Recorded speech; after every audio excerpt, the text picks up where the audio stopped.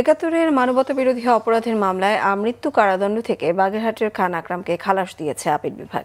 প্রধান বিচারপতির নেতৃত্বাধীন আপিল বিভাগ তার আপিল মঞ্জুর করে রায় দেন। এ সময় খান আকরামের দ্রুত মুক্তির আবেদন করা হলে আপিল বিভাগ জানায় আগামী সপ্তাহের মধ্যে তারা সংক্ষিপ্ত রায়ে সই করে দেবেন।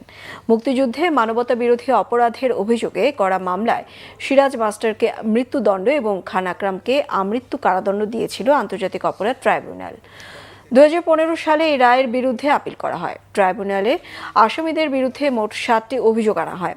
এজাহার অনুযায়ী 1971 সালের 26 মে 15 থেকে 20 জন রাজাকার এবং 15 থেকে 30 জন পাকিস্তানি দখলদার সেনাবাহিনীর সদস্য বাগেরহাটের মোরেলগঞ্জ থানার চাপড়ি ও তেলিগাতিতে নিরীহ নিরস্ত্র মুক্তিকামী মানুষদের উপর হামলা চালায়।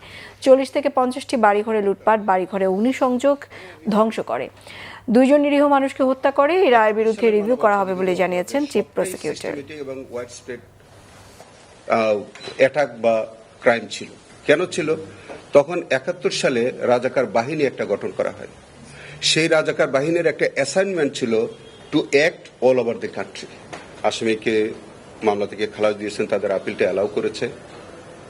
আমরা একই সাথে বলি যে এটা জাজমেন্ট, পূর্ণাঙ্গ জাজমেন্ট পাওয়ার পরে আমরা একটু দেখে তারপরে আমাদের আইসিটি ট্রাইব্যুনালের পক্ষ থেকে যদি আমাদের কোনো কিছু করণীয় থাকে তখন সেইভাবে আমরা আইনগত পদক্ষেপ নেব।